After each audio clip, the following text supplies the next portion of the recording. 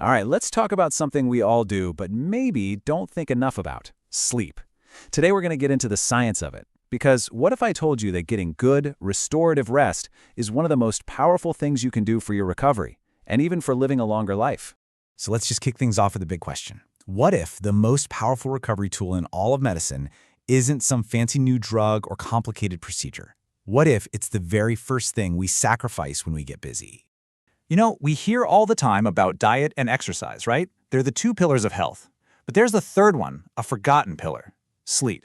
And honestly, it's just as important. But for some reason, we treat it like a luxury we can just skip. Well, we're going to try and change that thinking today. So here's our game plan. We'll start by looking at sleep as the overlooked recovery tool it is. Then we're going to pull back the curtain on the secret life of sleep, what's really going on in there. From there, we'll talk about rest for your body and your brain, and then connect the dots to how sleep can actually help you live longer. And don't worry, we'll finish up with a practical toolkit of things you can actually do. Sound good? Let's get into it. Okay, first up, the overlooked recovery tool. It's time we really shift our perspective on what's happening when our heads hit the pillow. First things first, let's get this misconception out of the way.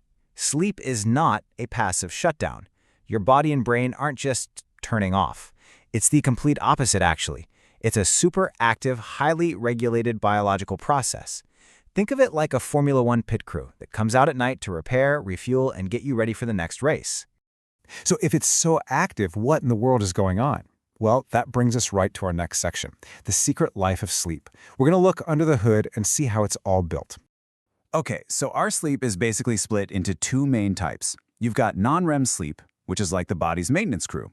Its main job? Physical restoration. Then you have REM sleep, rapid eye movement, which is more like the brain's data processing center. That's where all the mental and emotional filing happens. Two totally different jobs, both absolutely critical. And that non-REM sleep, it's not just one thing. It's a journey through a few stages. You start in N1, that light, floaty, am I asleep yet feeling? Then you drop into N2, where your brain actually starts processing memories. But the real magic, the main event for your body, is N3. That's the deep, slow-wave sleep. This is where the serious physical repair work happens. And I can't stress this enough, that N3 deep sleep is so important. This is when your body releases growth hormone to repair tissues, it's when it modulates your immune system, and it's when it restores your energy. It is literally prime time for physical recovery. Then, after that deep sleep, the cycle shifts over to REM sleep. This stage is all about your brain. It's vital for things like regulating your emotions, locking in what you learned that day, and even boosting your creativity and problem solving. Yeah, it's when you have those vivid dreams, but it's really about giving your brain a full tune-up. Okay, so that's the architecture. We get it. But what does this all mean in the real world? What happens when it goes right and when it goes wrong? Let's get into the clinical consequences for both your body and your brain. So when you do get that amazing restorative sleep, the benefits are huge. We're talking active muscle repair, regulation of inflammation, and a stronger immune system. And get this, your brain has this incredible system that literally washes away metabolic waste while you sleep. It's like a power wash for your brain every single night. But the flip side is pretty scary. The risks of consistently poor sleep are no joke. We're talking increased cardiovascular risk, impaired glucose metabolism, which is a step on the road to diabetes, higher inflammation everywhere, and even finding that you just can't tolerate pain as well. And it's not just physical. Your brain takes a massive hit. Just a little bit of sleep deprivation can wreck your attention span, make you a worse decision maker, slow down your reaction time, and it seriously increases your risk for things like anxiety and burnout. Think about what that means for your work, your relationships, just your everyday life. There's a quote that just sums this all up perfectly. Sleep is not a luxury in recovery. It is a biological requirement. It's not optional. It's not a bonus. It's a requirement. All right, let's zoom out even more. Let's talk about the really long-term stakes. We're talking about sleep for a longer life. So when researchers look at sleep duration and how long people live, they see this really clear pattern, a U-shaped curve. And what that means is that getting too little sleep, less than 7 hours, is linked to a higher risk of mortality. But surprisingly, so is getting too much sleep, like more than 9 hours. For most of us, that sweet spot, the low-risk zone, is right there between 7 and 9 hours a night.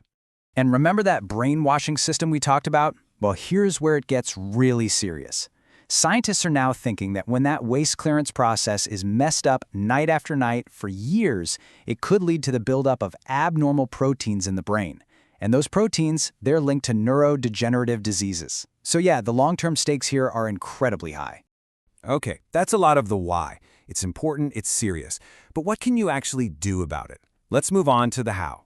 This is your practical sleep toolkit, things you can literally start doing tonight.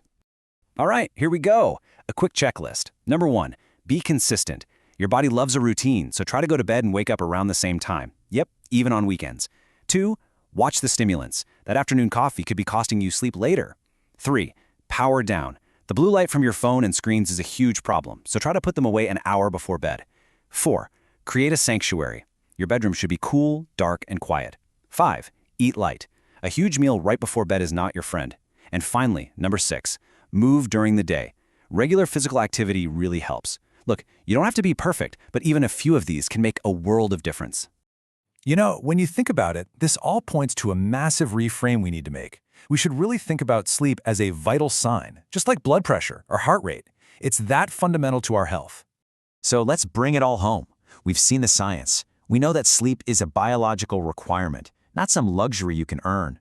So the only real question left is for you. How are you going to invest in your rest tonight?